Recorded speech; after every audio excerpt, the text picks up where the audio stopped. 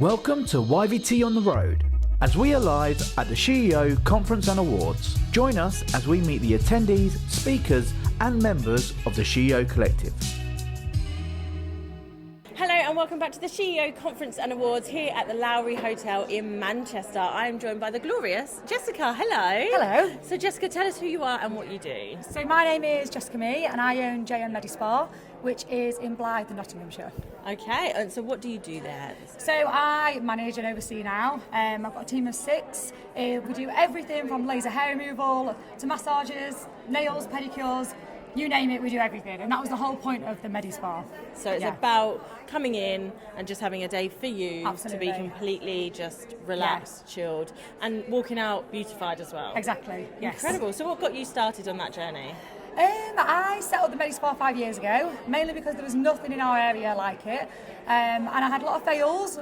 I did have a lot of fails, mainly in my team. Okay. So this is where I'm now branching out into team leadership. And this is where I want to go and where I'm pushing the business next year. So I've always hid behind the Medi Spa, always been just me and the team, and always been very, very scared to branch out by myself. Yeah. So I've recently took the plunge. I've set up a new account and I'm pushing myself and pushing my boundaries because leadership is something that does come very natural to me. Yeah. But I made a lot of mistakes, and I do feel within our industry the leadership style is very, very dated. I trained 20 years ago, and you showed up, you put up, and you just were told to get on with it. Yeah. And I do believe that the industry, particularly the beauty, the spa industry, it does need to change. So that's where I'm going next. And you are the lady that's going to go in. I hope so, yes. Fab. So when you say you're building this other element, is this your brand? This is you going out there independently and saying, if you need leadership to change the spa world, I'm the lady that you need to come to. Yeah. Amazing. I just think the style can be very outdated. Yeah. I'm 36. Like I said, I started when I was 16, 20 years ago, and that was all I ever knew. Yeah. So when I started building a team, I didn't know any different. So what I then did was had habits from old leaders, old managers that I thought were completely normal. And actually what that did is almost broke my business because I was putting that leadership style onto my team, which they didn't enjoy. And I couldn't fathom and figure out, well, that's how I was taught. Yeah. And that's how I was led. So why is that not working with my team? It's funny, isn't it? So when you were taught that way when you were 16, did you enjoy being taught that way? Probably. I did, because I didn't know. Because you didn't know any different. Didn't know any, and I thought that was so normal. Okay. And you know what? Back then, it was very, very normal. Yeah. It's 2025, and we cannot lead every single therapist the same. No. Every single personality is different. People need different leadership styles, and you need to become a little bit of a chameleon to learn. Okay, that therapist needs to be taught that way. That therapist needs to be taught that way. She's not happy with that. Doing your one-on-ones, making sure your team's happy, which I never got taught any of this, and I learned the hard way. Yeah. And I went through a lot of members of staff, which actually had an impact on my business. Of course, it's a lot of investment and money, and actually to just going through the hiring process alone. Exactly. You're spending money to then end up with no one at the end of it. You're basically just throwing money away, aren't you? This so is like it, you say, yeah. the longer you can keep them and retain that member of staff, give them that skin in the game and say, well, what can we do for you? Yeah. All of a sudden, they want to stay, and This they're is fighting it. for you and building the business and the brand, and you're like, hang on, why? This actually works. Why didn't I do this before? Why was I not doing this before? Because nobody told me how to do that. So you're going out there and teaching them how to do that. Yeah, and I do believe that no therapist in any industry, not just therapists, but I, hand on heart, believe that we have a very, very difficult job. We are also not trained therapists. No. But yet, what do we do all day, every day? Listen to other people's problems. Yeah. So, at the end of that day, that therapist can be so mentally drained, but that maybe is not just from their boss, it's also from their clients. Yeah. And if you're not making a working environment where that therapist feels safe, they can come to you if they have any issues, concerns, they might want an hour off work, but they don't come and tell you, then all you are doing is creating a working environment where that therapist doesn't feel safe and they don't want to come to work. Yeah. And then you will lose your team. And it's also, like you say, exactly that is, we all joke about hairdressers being other, like counsellors, you go home, but actually do they know how to deal with the information they're hearing? And especially if they've then got a concern for welfare on someone, it's like they're sat there going, I don't know what to do with this, feeling helpless, when actually they could be the point in someone's impact of 100%. Someone's life. Yeah, hugely. And there's a really, really good, if anybody does listen to this, there's a guy called Tom Chapman, I don't know if you've heard of him, but he is a barber, and he lost his friend through suicide, his best friend. So he started something called the Barbershop Collective, and he actually does free webinars for beauty, salon, spa industry. I make every single one of my therapists, when they join, watch that webinar. Wow. Because it is about picking up signs within the workplace with your clients. Because we see that client far more than anybody else. Yeah. You go to the dentist every 6 months. Sometimes you might want to get your hair done every 3 months. And we could see that client every 3 to 4 weeks. So if they're going to open up to anybody, it's us.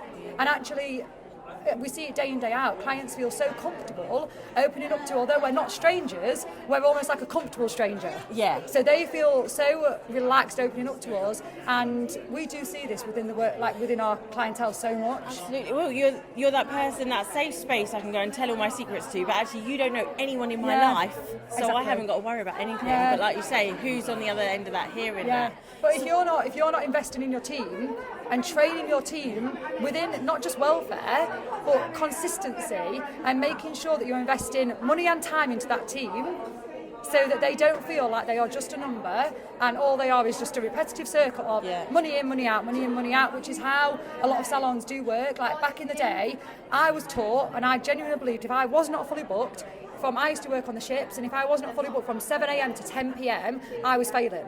Right. And that is what they told you. Exhausting. And it's exhausting. Yeah. You know, we didn't get paid. We just got paid commission.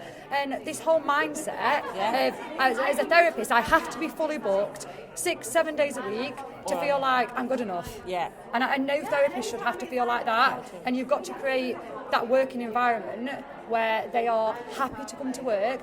They want to come to work, and then you won't lose your team. Amazing. And within the industry, I see it so much where managers or salon owners don't want to invest that money because they don't believe they have to. Well, they're replaceable. But I know personally how much it costs to recruit. Take the time out of your business to do that recruitment. You've got 5, 6, 7 interviews.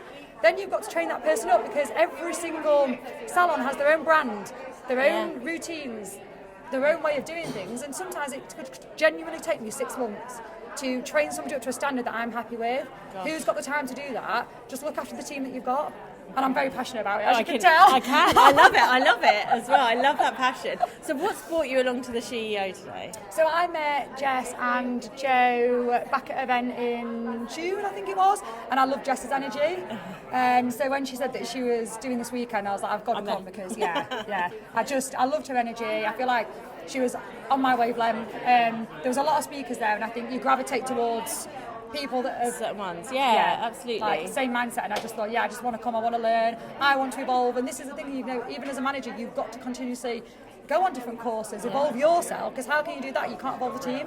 Well, excuse me, they've said it today, haven't they? Everyone has said is there's never a top point. You're never at the top of your game. You've got to keep going. Even the most elite athletes, even the multi-billionaires, they're never at the top of their game. They're always pushing and striving to get better, to do more, to see what's next, and it's that knowledge. And another thing as well that I feel that probably a lot of managers, leaders, salon owners, they don't want their team to do well because they're greedy.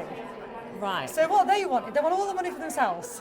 So actually they don't want to put commission structures in place, they don't want to have targets, they don't want to give girls, you know, oh, you do this and you'll get that, because they feel like, well, no, this is my money, and I just want to put you on a minimum wage. And I think that we need to re-educate that, because a lot of people don't want to come into our industry anymore. Well, it's funny, isn't it? Because actually, if you built a business where you said, right, for this is your minimum wage, but for every extra booking you get, you're going to get this, and for all the time they're coming back, you're going to get this, and these products you sell, you get this.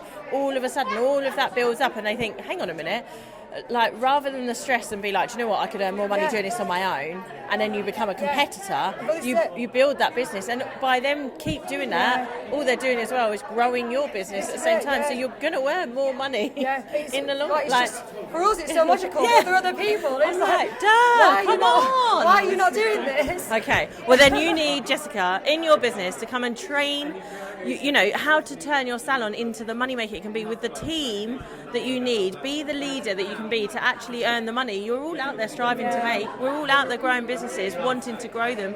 Jessica is the lady to come and have in your business. We're going to grab all your details. We're going to grab all Jess's details, put them in the show notes below so you can connect with her, and then go and be the leader with Jess's guidance and turn your salon into the salon that everyone wants to be working at as well as coming to. Thank you. Thank you. Thank you for watching Your Video Team on the Road. If you would like your video team to come to your event with their video podcast pop-up studio, get in touch with us at yourvideoteam.co.uk/pop-up.